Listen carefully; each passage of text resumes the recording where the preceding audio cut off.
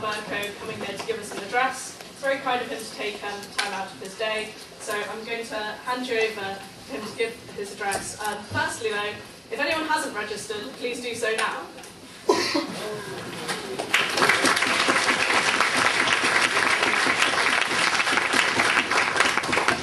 Eleanor, thank you very much, and I am grateful to you both for the introduction and for its extreme succinctness, which enables me straight away to get into the proceedings. I remember there's a well-told and often repeated story, colleagues, in British politics of a Conservative MP called Julian Amery, who is no longer with us, but who served for, I think, 3 decades as Conservative Member of Parliament for Brighton Pavilion.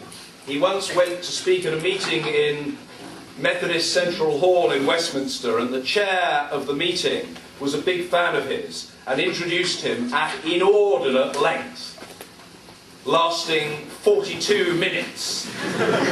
And eventually, the chair, who was not a sensitive fellow, but who was a fellow very fond of the sound of his own voice, realised that Julian Amery was becoming somewhat impatient. And he then quickly concluded this grotesquely overlong introduction by saying, well, without further ado, ladies and gentlemen, I call upon Mr. Julian Amery to give us his address. Whereupon Julian Amery promptly stood up and said, 92 Eaton Square, and walked out of the meeting.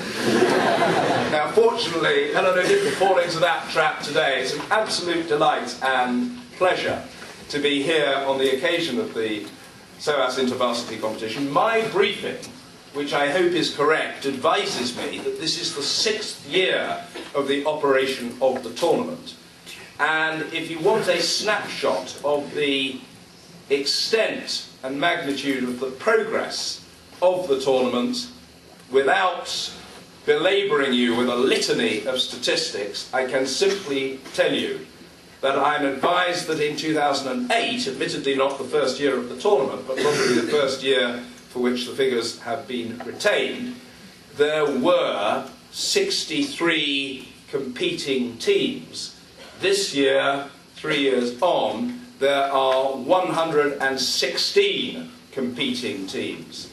Over 300 participants, most of whom are concentrated in this room, from over 50 different universities, and I think it is fantastic that in addition to having large numbers of students from universities in this country represented, SOAS can boast that this is one of the largest and most diverse and most prestigious debating tournaments to take place anywhere in the world, on account of the fact that you've also got teams from Germany, from Holland, and I'm told the Dutch are extraordinarily accomplished and versatile debaters. You've got teams from Ireland, you've got people who've come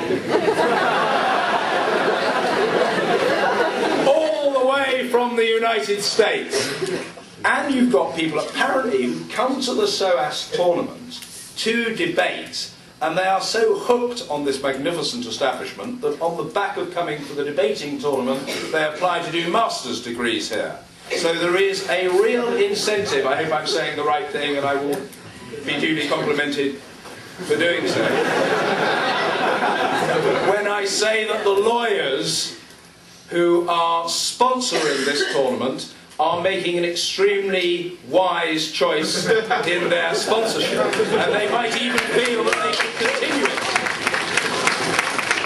Now, colleagues, in addition, I'm advised, and I hate to think that this is significant and welcome, I haven't yet met them today, but there are secondary school students here who might well not be thinking of coming to university or applying for admission, but who on the back of today, seeing the range of what SOAS can offer and the significance and almost the electricity of exchanges that take place, they'll decide that actually a university career might be for them, and that's a thoroughly good thing as well. So always up, there are loads of things to boast about with this tournament, and I hope you're going to enjoy it. I just want to say a very small number of things. First of all, amongst this gathering of student brethren, and the sisterhood. I think it wise of me to dispel one vicious and untrue rumour that has been circulating repeatedly in some of the more downmarket parts of our national press, namely that I am the shortest man ever to be Speaker. Now look, colleagues, comrades, let me be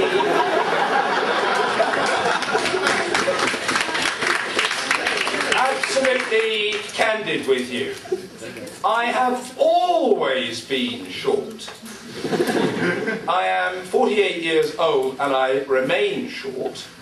And in view of the known impact of the ageing process upon physiognomy, the overwhelming likelihood is that I shall become inexorably and irrevocably shorter still. And I am as intensely relaxed about that continued and increasing shortness as the noble Lord Mandelson famously said that New Labour was intensely relaxed about people getting filthy rich. But I'm not intensely relaxed about the matter of historical accuracy. And you would expect, colleagues, the Speaker, for goodness sake, to have done his research. And I don't intend to disappoint you.